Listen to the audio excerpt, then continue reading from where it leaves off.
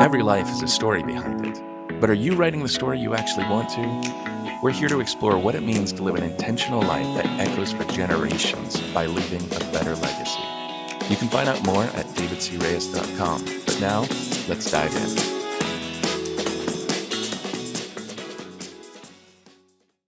Hey everyone, welcome to the Legacy Owners Podcast. Thank you for joining us today. I'm really excited to be able to share this time with my wife, Catherine.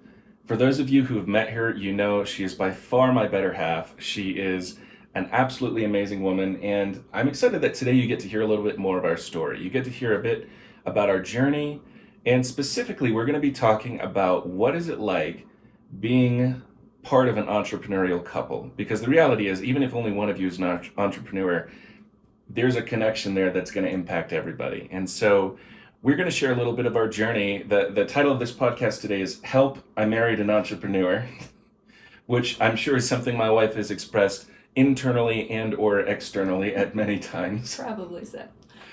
But yeah, so quick note about us, and I'll let Catherine kind of share as well, but we've been married for 16 years. We've got 4 kids, and we've been on a long journey together. We've walked through a lot of high highs, and we've walked through a lot of low lows. And I think that has given us a really unique perspective on marriage, on business, on church, on family. And I'm really excited about where we're at, but also about what God has shown us and taught us over the years. Yeah, absolutely. It's been a wild ride, but glad to be here, glad to be on it with you. Yeah. Well, as we dive into this journey of business, I thought we'd start by just sharing a little bit about how we got into business, because that was never on my radar. I don't know if, well, for me, being an entrepreneur, starting a business, like I'd had my mind in the ministry world probably since I was 16. I knew my heart was to help people have encounters with God like I had had, because prior to that I hadn't. And so there was something about the fact that that was missing in my early life that I really wanted to be a part of bringing that to people in their later lives. So I was thinking, this is where I'm headed somehow, some way. I knew I wasn't going to be a pastor. I was adamant. I told the Lord that will not happen. But I knew somehow I was going to be ministering to people. Mm-hmm. Business was not in the arena until way after we had been married. That's true.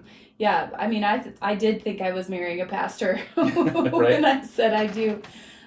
So it was interesting that as time went on, business was also a piece of our journey, and then especially the entrepreneurial piece really folded in throughout the years. I think starting off, I was raised with a family who had a small business before I was born, lost businesses, started up other businesses. And so in some ways, I was kind of fostered into or grown up in this world of entrepreneur, small business mindset kind of thing. So it was an interesting thing to marry somebody who didn't come from that background at all. And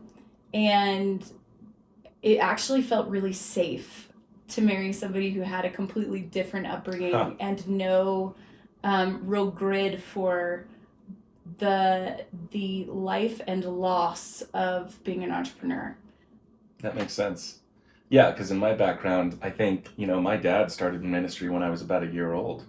And so I think I was very familiar with leadership and people operating in roles of authority, but the whole idea of business was way above my head. I mean, I think I grew up in the mindset that Christians are supposed to be poor, so why would you start something to try to make money? Like, that was kind of the mindset of the people that we ran with at the time. Yeah, that makes sense. And I think there is a big mindset in the church community, not all the way across the board by any means, but in the church community of well, if we are serving the least of these, then we are the people who ask the people with money for money. Right. Instead of generating our own wealth and being a tent maker. Oh, that's so good. Yeah. So when we look at our journey, we didn't obviously set out to become entrepreneurial, but we did have an adventurous spirit. And so we did 11 months of missions, and I talked about that on the last podcast, but 11 countries around the world. And then when we came back, I started working. I think in some ways it freed us up for me to explore some different opportunities that really prior to that I hadn't. Hmm. So I started, I managed some bookstores, I worked in several director roles, and then wound up at a tech company where their main client were realtors. Hmm. And so at the time, I'm learning all about the real estate market, I'm learning all about business. And as I'm speaking to these realtors on the phone and coaching them through the product and the issues that they were having with it, I had the thought pop into my head, and it was the Lord, obviously, but it was I could do that. Yeah. Yeah, I actually remember the day that you came home and you're like telling me about your day, and you're like, "Yeah, I'm talking to all these realtors, and I had a thought like I could be doing that. In fact, I could do it better than they could. They are doing it. In fact, I'm kind of coaching them around real estate practices." And I was like, "Oh boy, here we go." Put your seatbelt on. Right. Well, Yeah. and it sounds a little cocky. That wasn't my intent, but I think No. when you're I was taking support calls and I'm working with these people that have invested thousands and thousands of dollars into this product, and 80% of them, 70% of them maybe weren't using it Right. at all. And many that were using it didn't understand. I found they either fell into one of two categories. They either were so detail and administrative minded that they didn't know how to communicate with people well. So they were Mm-hmm. very harsh interpersonally, Mm-hmm. or they were so like rah rah, I love people, have fun, but they could not organize anything. And so I feel like I started out more that way in my life earlier on. But over the years, I had learned more of the administrative side. And so I felt like the Lord had really put me in this place of kind of having that balance that I don't think I would have made the attempt to launch into business if I didn't feel like, I can be relational and love people well, but I also can handle the administration. Mm-hmm. Yeah. Yeah. Yeah. Of course. And I think the Lord is so faithful in that place of equipping us before we even know what we're needing Yeah. to be equipped for. And I think definitely in our story around being entrepreneurs, we see his faithfulness pop up in time and time again in those places. I think, me coming from a background of small business with my family, and even my family experiencing the loss of a business through bankruptcy, Mm. and remembering, as a very young child, we had things and all of the sudden we did not have those things. And Mm. all the way to losing our home and losing, we went into an apartment complex, and it was just a complete total flipping your world upside down. But even in that process, when we stepped in as entrepreneurs and we said yes to, for us it was the real estate journey, Mm. I think I knew what a yes was in that space, and the level of risk and potential loss that could come our way in that process. And also, I wasn't afraid of it because I had been through the worst of it. Yeah. And so, even as a kid, and so I was like, well, I've survived this. I can do this again. Right. If all else fails and it really is awful, that's okay. We'll make it out of here.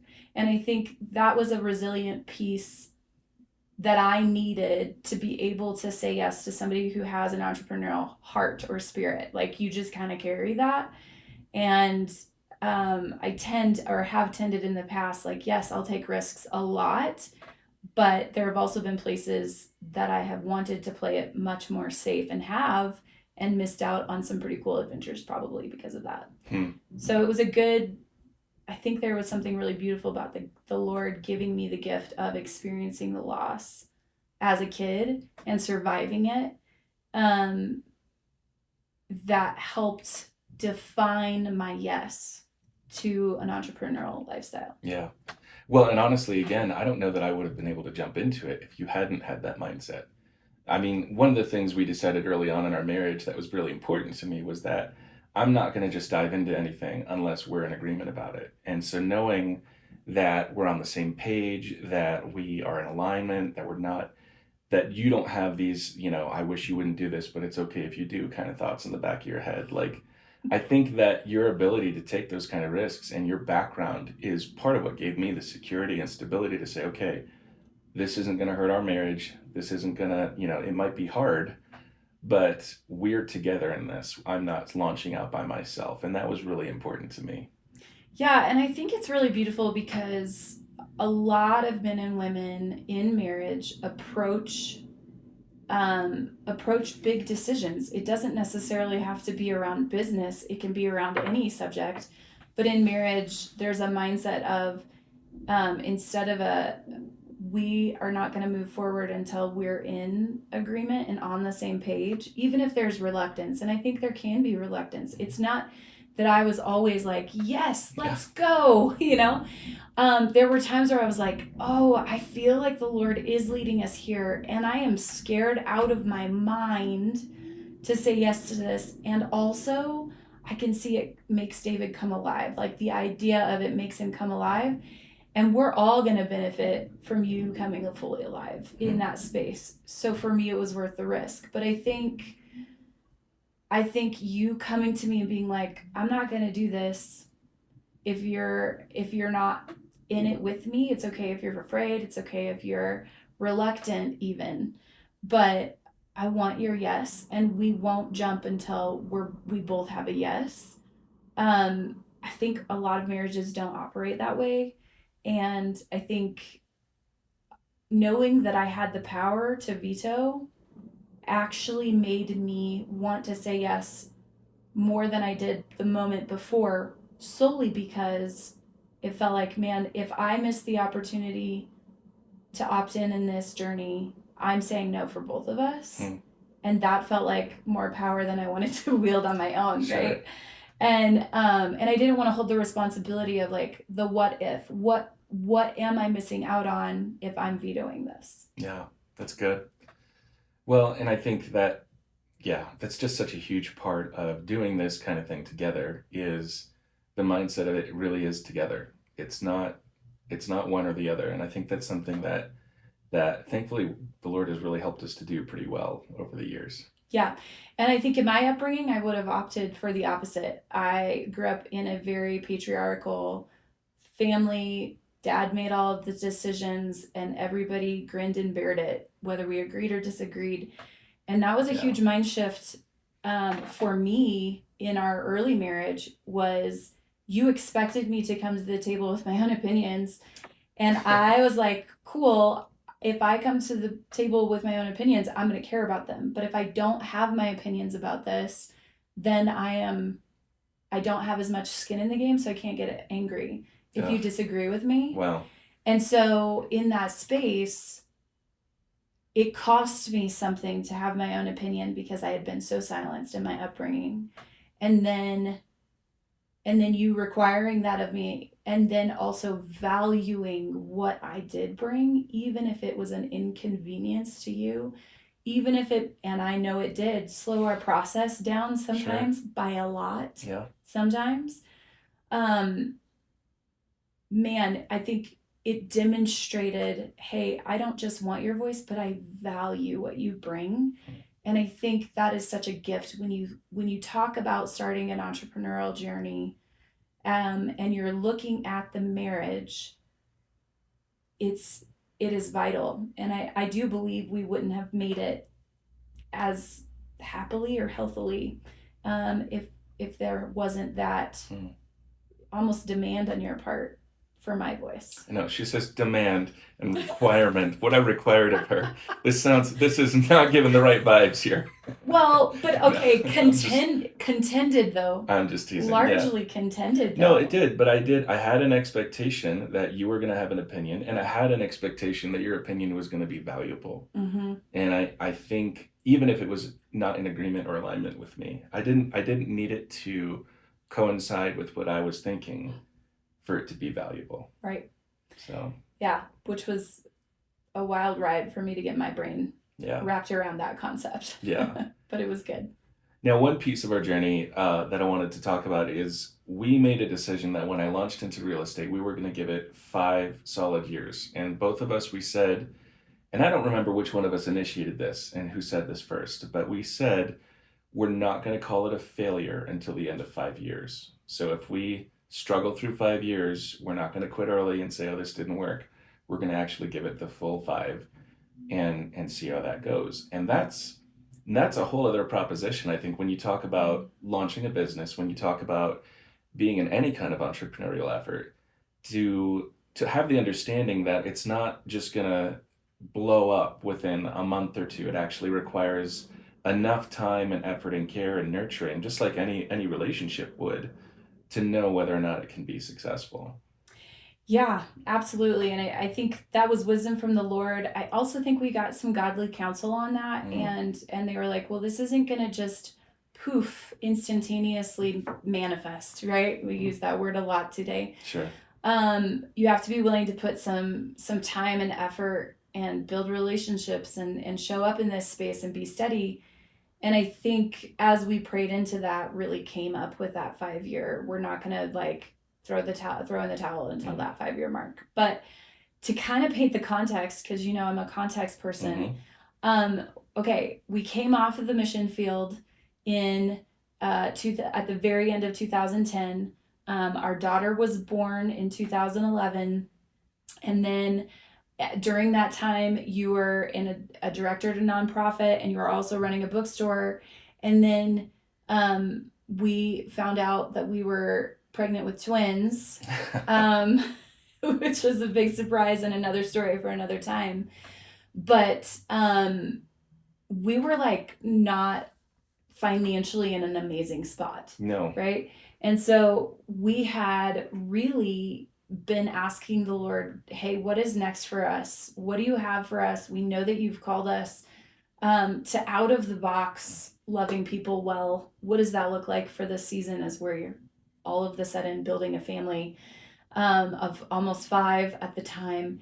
And at that point, you had made the move, I don't know, for a while at the tech company, and really felt like, hey, our family is growing and there's only so far I can go here.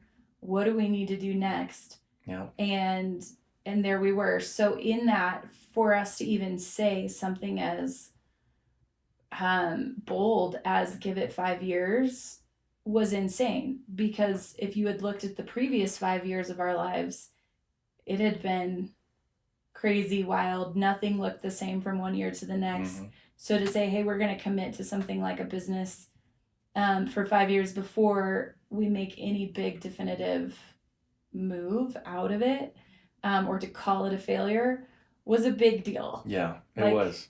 It there was was. a lot at stake. But I think one of the things that did was it really allowed us to give it time that it needed to breathe and grow and say, we're not in this temporarily. I mean, and that's kind of how we've been, right? Right. We went and did the world race and we left everything, gave away cars. Like, when we decided to jump into real estate, what do? Well, we sell our house and we live off of the profit from our house until I start bringing in income. Now, thankfully, God really blessed it. I mean, I think I had 12 closings my first year, and closer to 20 in my second. So it was a really good move that I think blessed us in a lot of ways. But there's still a lot of struggle. I think one of the things that I found was early on in my real estate career, it was so easy to work almost 70, 80 hours a week sometimes. Yeah. And part of that was the pressure of feeling like I've got to provide for our family. We have to replace my income. My mentor in the business said, you wake up every day unemployed. In other words, like, I got to go out and get a job. I got to go out and get clients. I got to Yeah. go out and build my business from scratch almost each Mm-hmm. day. And so in that journey, one of my goals has always been to nurture our marriage, to nurture my relationship with our kids. But that was a hard season. And I was Yeah. gone a lot Yeah. and I was distracted a lot. And I won't say that I navigated that perfectly. Yeah. So what I guess was your experience of how that went? Yeah. What were the pieces there that maybe could help other people to walk through similar seasons? Gosh, that's such a good question. Um, I think, right, so when you're a spouse of an entrepreneur, um, you feel the same pressures that your spouse feels, right? Your skin is every bit as much in the game, especially when you're a single income house. So it's like what you don't make, right? Whatever unemployment you're experiencing, I'm experiencing, and so are the kids. Yeah. It makes it hard sometimes to have needs in that space. And I think something that was a huge learning curve for me was really, I started off with the mindset of if I have needs, and I require something of you, then it's taking away from his opportunity to connect with clients or his opportunity to connect with our kids. And they really need connection, and it's limited anyway. So it feels so costly to have needs. Um, and I didn't. I kind of stopped having needs for a while, and that didn't serve me well. And of course, that builds up, right? There's that buildup of like bitterness or resentment of like, I have needs, but it doesn't make sense logically to have needs right now. Like, it's actually against logic to have emotional needs in this season. So I'm just going to push them to the side. Well, I wasn't even giving you the opportunity to say no to my needs or to put them aside. I was doing that for myself. But what was interesting was it built up resentment in me towards the business, towards your time with our, not with our kids, but with our clients, or with other friendships that you would choose to spend time, and or even where we were serving in the church. I was like, dude, stop doing Bible study with all these guys. Come hang out with me. I'm over here, don't you see? And how could you have seen? Because I wasn't voicing those needs. Right. So now I do want to say you were incredibly intentional about pursuing our hearts, my heart and the kids' heart, and really nurturing those relationships. No, you didn't do it perfectly. Yes, you were distracted. And of course, but there was a purpose in your heart to not sell your soul to the business. Yeah. And I think we had seen enough of that in our life, whether that was ministry or business, to go, okay, that's dysfunctional.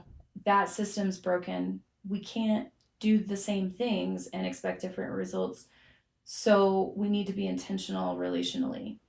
So I think those things as a spouse was incredibly helpful. And I think, yeah, I think that's interesting because that season when we were going through that, I was going through so many things. I was struggling with believing that I was solely responsible for the survival of our family. I didn't have a lot of trust and faith in God.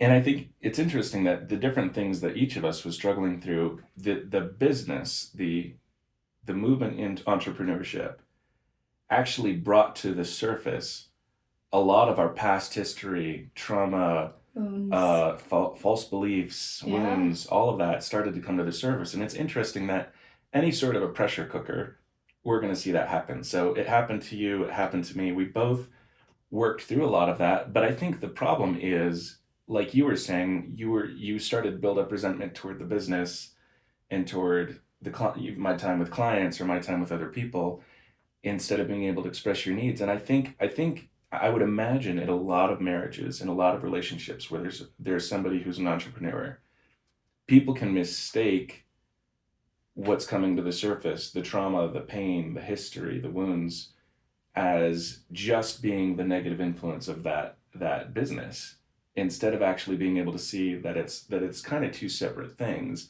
And there's some things over here that need to be addressed, and this over here may not be perfect, but the business isn't responsible for those issues. It actually just kind of brings them to the surface. Yeah, absolutely. And I think we have kind of this philosophy that pain is a teacher, right? And so whenever you encounter pain or difficulty, you could even say that there is an opportunity for whatever is in your heart to be revealed more. So it's actually a gift, right? Yeah.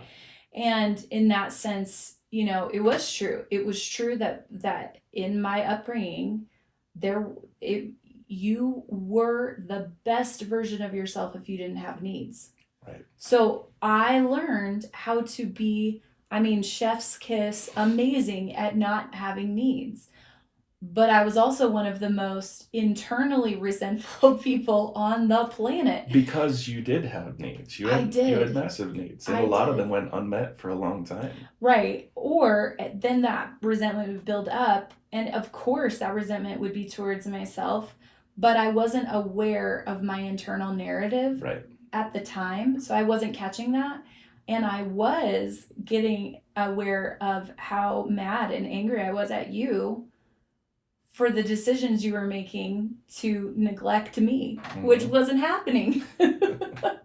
Well, it might have at times, but yeah, but I think you're right. I do think that discomfort is actually a huge gift of bringing what is in us out and exposing that, and really it's a gift in the sense that we get permission to go on a journey with the Lord of processing that if we take it. Absolutely. So we went through all this, even with you having more of an entrepreneurial spirit, more of a history than I did. Yeah. And so we both had that kind of entrepreneurial mindset. What do you think would be helpful for couples where only one of them has that mindset? And you've got another, maybe that's even less than you know, understanding toward what it means to build a business or to be a creator of those kinds of things. Yeah. Well, I think one of the things is you've got to see the gold in your spouse. You've got to see what is in them and believe what is in them has to be shared with the world. Right? That's good. And I think that's one of the things that I was like, yeah, it's not because, you poop rainbows and butterflies, but because of who you are and the character that you carry. That you are. Love that picture, everyone. Enjoy that. You're welcome. But I think there is something like I just knew that what you carried needed to be shared with the world, and I believed that it could take the form of business. Also, I think believing the best of your spouse and believing imagining, I think we limit the power of our imagination in our society. And I think if you're not naturally wired with an entrepreneurial spirit yourself, I think imagining the beauty of what it could be if things did work out is actually a really, really powerful tool. And also if you're really, really a realist, which I have been noted to say of myself many, many times. If you're really lean a little bit pessimistic or a little bit more realistic and you really need to go through it, I would encourage you in your imagination to imagine worst case scenario. Actually allow yourself. I think, remember when I was talking earlier, one of the gifts that I felt like was given to me around having an entrepreneurial spirit was I had lived through the worst as a kid. And so... And you were still here. And I was still here. I made it. Yep. I survived. Right. And also there were really cool pieces of that. Like some of my greatest memories were after we lost our house and our business. And that's so interesting. Why was that? Because my brother and I found ourselves in the laundromat basement of our apartment complex during the spin cycle with tennis balls and throwing out. So you just learned how to find moments of joy as kids in the middle of the trauma your parents were going through. Yeah, and what we were going through, because we did lose everything. I mean, we moved communities multiple times until we even settled into a little bit more of a rhythm. But yeah, I think we leaned in, as kids, you don't know it's as bad as it is until you're an adult a lot of times. Right. So there is the gift of that. But I think and just the Lord's hand on our family. Like there was a lot of brokenness and a lot of sadness, but there was also a lot of good. And I really believed with my whole heart as a kid, like God is for us, all the way for us, not a little bit for us. And so this is awful, but we're going to come out of it. Yeah. And I believed with my whole heart, some of the Bible heroes of going through the darkest of darkness Mm-hmm. and coming out on the other side, but like better. Right. I was like, oh, I'm the girl version of Joseph. Like, I've got this. And I really believed that. And so I think when you go back to what are some of the tools if you are an entrepreneur, is really going, okay, if God is on this, and if this is what my spouse is being called to, then how can I, in a healthy way, get my needs met and be for them and all in? Because I think sometimes we put too much high stakes on success of business, Sure. instead of the gift of what you learn in business, even if the business fails. Absolutely. Every failure is a lesson. Yeah. Well, I think that flows the opposite way too. I think that for somebody that is more business or entrepreneurial minded who has a spouse that isn't, it might be easy to get resentful and go, well, they don't understand. They just want to play it safe. They just want to be boring, and I want to go build something big, and like they can't see the picture. I think a lot of times it comes down to, I see this picture. You think of Walt Disney, who could see this potential, but a lot of people wouldn't understand that. Like, you write it down on paper, you say it verbally, and that it doesn't make sense to them until it's physically manifested in the world. Mm-hmm. And I think that has to be a point of frustration for a lot of couples that have one that's more entrepreneurial than the other. And it's so important, I think, to recognize, like you said, to call out the gold in each other, to not look at the differences and say this is a flaw, but to actually look at where the other person is different, thinks differently, maybe isn't able to comprehend some of the things that you can, but to recognize what they see that you can't. And to actually be able to see the other side of the coin, and to see there's life and wisdom and groundedness that a lot of entrepreneurs need. Like, there's a lot of business minded people that go off the deep end because they don't have anybody to help ground them to reality. Yeah, and I would say, that grounding in our story came a lot from you being willing to listen to me and being willing to lean in and be like, I can tell you're not really for this, but you're for me. So you're kind of like along for the ride in this instance. How are you actually doing here? And being attuned to that and really listening to that. And when I put the brakes on, you listened, even if you were chomping at the bit internally. And I think for those with that entrepreneurial spirit, it is really understanding that it's not just fostering connection, which we could talk about for hours. We could, absolutely. And I think you go back to, okay, well, the bullet, the target, right?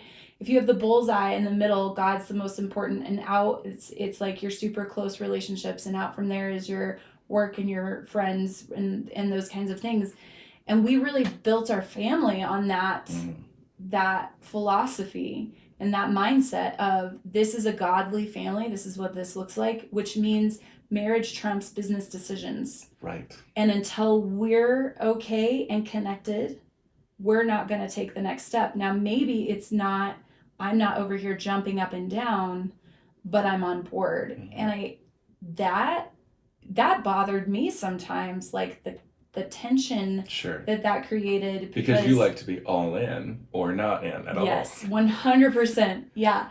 And so you're like, we'll just be in a holding pattern, and that's okay. Oh, man. But it was so beautiful, because I think entrepreneurs could really learn from being in the liminal space and finding peace in the liminal space until the other person is on board. But going back to the Walt Disney scenario, you think about Walt Disney had Imagineers, and they were the creatives who kind of took his visionary and helped implement that, right?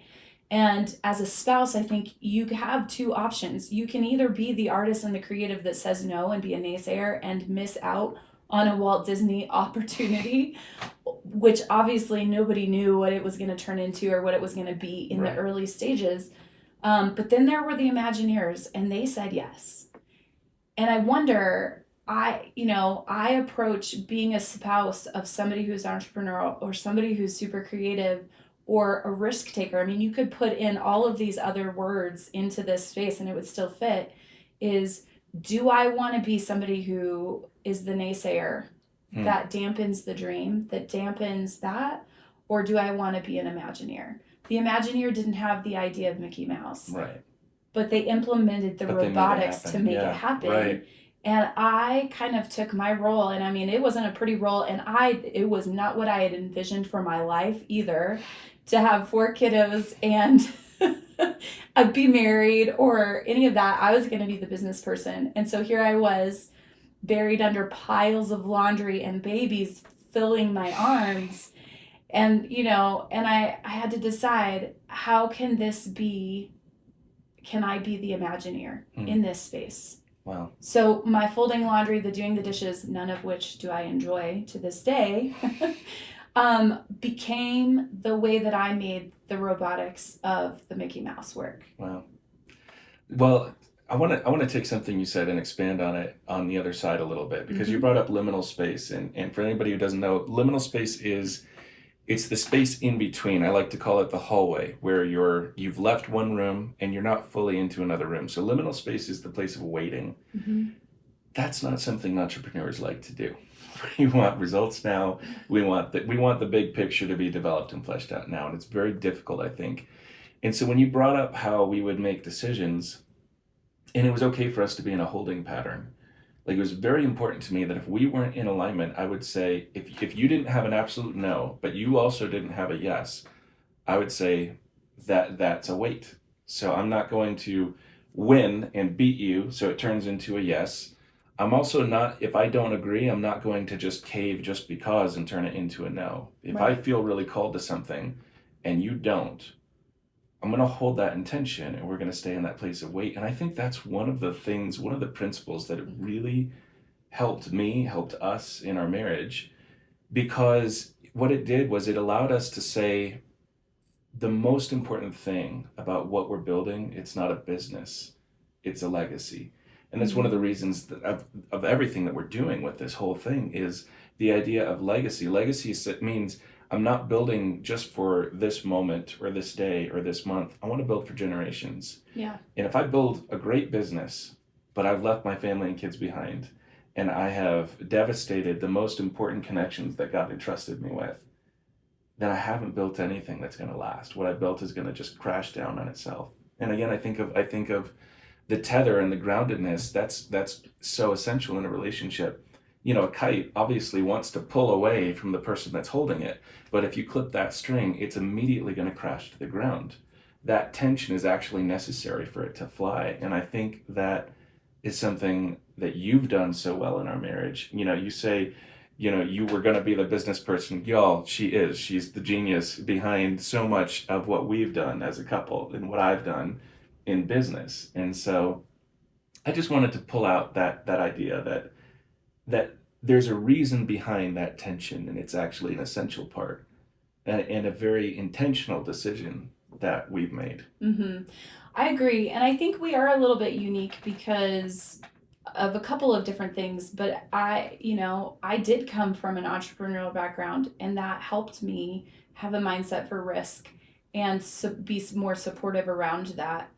I think a lot of marriages aren't in that scenario where you are asking the spouse, who is the more maybe the grounder in the kite scenario, um, something that they would never want, they would never choose for themselves, and that kind of thing. And I think when I put myself in that position, because I have felt those feelings, and I think about an entrepreneur in marriage, I think the thing that has to be, and I think when you're talking about long game and you're talking about legacy, you have to remember that it really boils down to listening to the voice of God and having your trust and relationship so established in Him and hearing His heart for you and for your family, that even if you're terrified, shaking in your boots, saying yes to something, that He's going to bless the yes, even if the step is a misstep. That's good.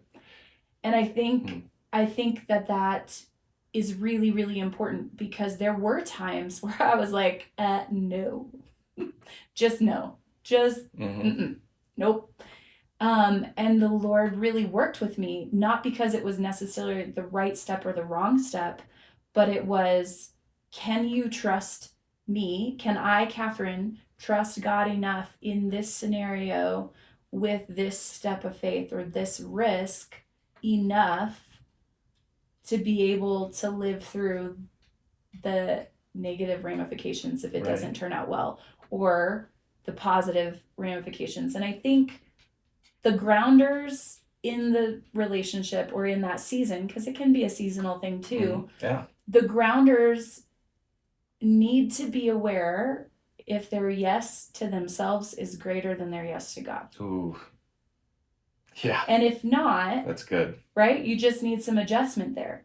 And that's okay. Been there. We've both been there. Mm-hmm. And also, the same goes for the kites. Yep. Because, yes, Right. the Is this kite about me and my recognition and and what I my, want. yep.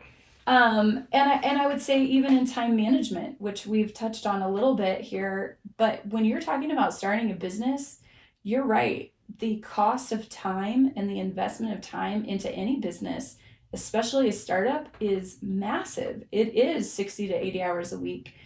And how do you put that on pause in trust Mm. and choose to intentionally spend time with your family? Yeah. Or go on a date, or just say my marriage is such a value that I'm going to make a date every week, even if it's at home because Yep. the sitter canceled on us or the kids are sick again. So, okay, we put them to bed and we hang out and we stay up late.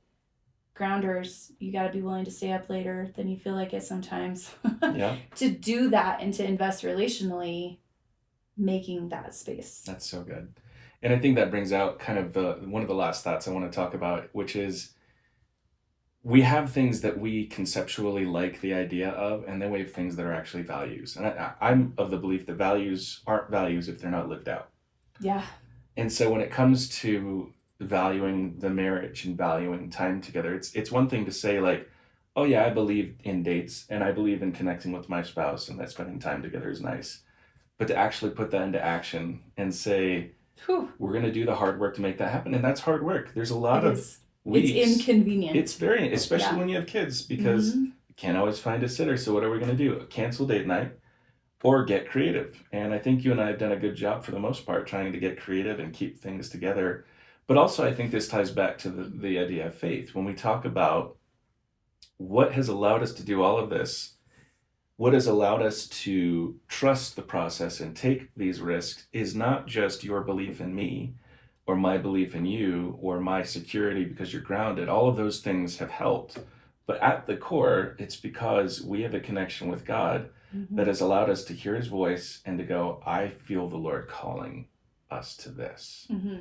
And if we haven't had that, if that was just a nice idea, oh, I like God's leading, but don't actually know experientially what that's like, I think we would have had a whole lot more conflict, a whole lot more struggle, versus saying, we've heard from the Lord, we have confirmation, we know what he sounds like, we know where he's leading us, and therefore, even if it's hard, even if it's a dark tunnel right now, we know he's not leading us into the darkness. There's going to be light on the other side. Absolutely. And I would even take that a step further. There were times where we know the Lord gave us a choice, right, to take the risk or not. That's Actually, true a also. couple of Yeah. times. And I remember being so frustrated because I was like, if you had blessed it, God, and you just said, go for it, that would have been an easier risk for me to take. If he had said, absolutely not, I'm closing this door, also would have been an easier pill to swallow. But when he actually laid it before us and said, hey, I trust you guys to make the right decision, sometimes those were the places that we were also the most gridlocked. Yeah, no, that's and true. took us the longest time to actually get to a decision point. Yeah. I think at least for me, it was hard to have faith that he's good enough to trust us with that kind of a decision. Right. Like he's not just making me his robot, he's actually allowing me freedom To co-labor. and he's going to bless either way. Yeah. But I got to pick. And I got to pick in agreement with my partner, Right. which sometimes, again, those were the times where it was like, Yeah. I'm stuck. Yeah. Yeah. It's true. Well, guys, thanks for joining us today. We're going to just keep going on these conversations. There's a whole lot more to discuss. But one of the things that I want to invite you to do is just leave a review for this podcast, share it with other people, let them know.